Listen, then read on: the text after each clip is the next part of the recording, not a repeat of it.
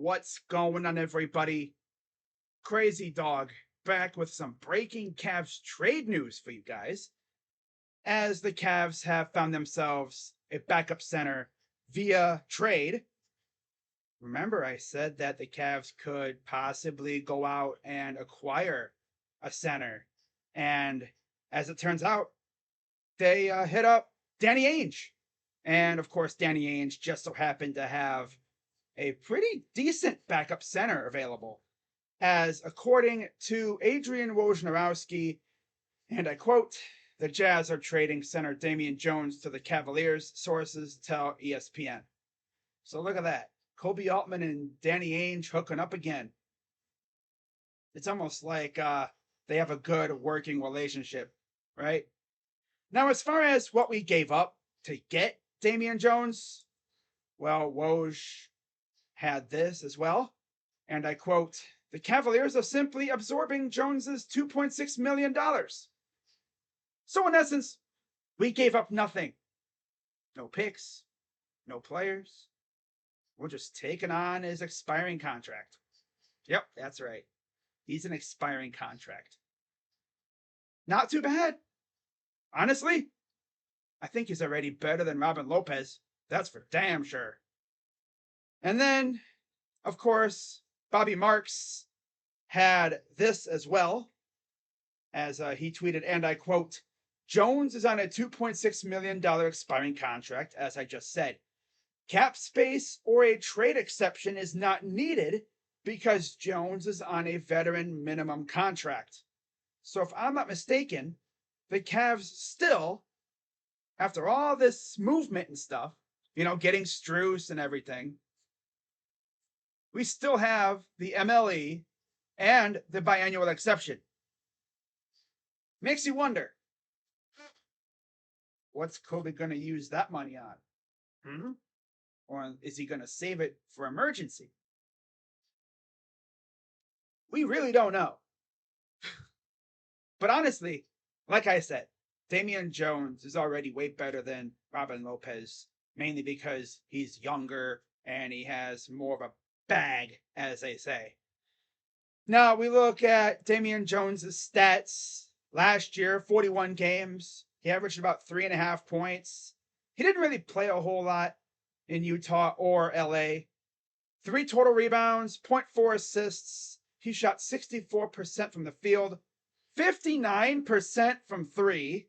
Now I'm guessing he didn't really shoot a lot of threes, but still, at least he can make them. He could low-key be a shooting threat when he's on the court. That's not too bad, right? 76% from the free throw line, and his EFG percentage was 69.8, so essentially 70%. Nice. Literally. His PER was about 13, and his win shares was 1.2. Now you look at his career numbers, averaging about 5 points per game, 3 total rebounds, about 1 assist, 66% from the field, 38% from 3. So last year, he did really well from 3, which, again, really would help this team out big time. And then from the free throw line, he's a career 71% free throw shooter. And then his EFG percentage is about 68% in his career. His career PER is 15.3 and career win shares 10.4.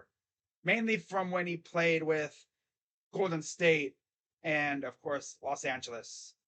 And, of course, he was with Utah before being traded to the Cavs. So, overall, good move by Kobe. We got us a good backup center for nothing. We literally paid nothing. No players. Just took on his contract, right? No players, no cash, no picks. Just take on his contract for nothing. They essentially gave him to us with a bow on top. And really intrigued to see what he can do with this team. Because you look at our bench unit, the way it's currently, standing right now. Let me think. It's going to be Rubio, probably Mitchell or Levert. Yeah. You're probably going to have Niang. Uh, who's going to be the 4? Mobley, right? He's probably going to be out there. And then at the 5, you have Damien Jones.